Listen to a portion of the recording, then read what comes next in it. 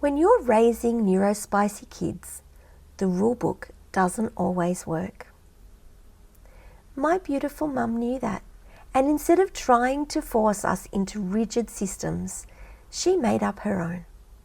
Some were structured, some were silly, some were quietly brilliant, and all of them shaped who we became.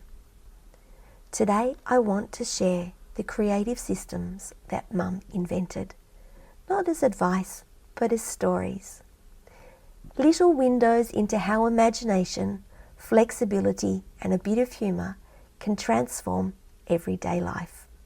Let's start with the playful systems that kept us grounded, connected, and surprisingly peaceful. Calendar days. My brother and I bickered about everything. Whose turn it was, who got which cup, who chose the TV show, you know the drill. Mum's solution? Calendar days. My brother chose even days, I chose odd. So whosever day it was, that person made all the decisions.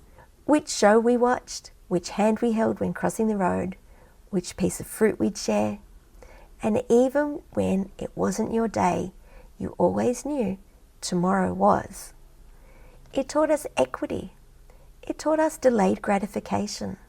And it taught us that not getting your way was completely fine. The fines list and pocket money. Pocket money wasn't automatic.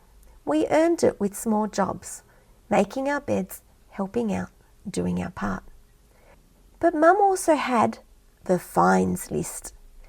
Clear, simple, written on the fridge. We knew the expectations. We knew exactly what wasn't allowed.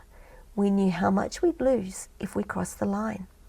And it wasn't punitive, it was predictable. And this taught us natural consequences. It taught us teamwork. And it taught us how to handle money with awareness instead of fear. The ejector seat. My brother and I, well, we weren't the calmest passengers, and bickering in the car is distracting. And Mum, being delightfully creative, invented the ejector seat.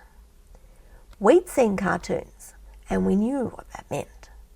If we mucked around too much, she'd press the button. Of course, years later, we learned that there was no button. But as little kids, all Mum had to say was, "I'm reaching for the ejector seat button." Instant silence. It taught us boundaries, but with humour, consequences without fear. One divides, the other chooses. A beautifully simple system. If you cut the cake, the other person chose the slice. It meant fairness wasn't a lecture. It was an experience, and you can bet we learned how to cut things evenly. These systems weren't about control. They were about creating a world that made sense for us, neurospicy kids with big emotions, big imaginations, and sensitive nervous systems. Next time, I'll share the nurturing, imaginative, heartful things that Mum did that shaped our creativity, our confidence, and our bond with her.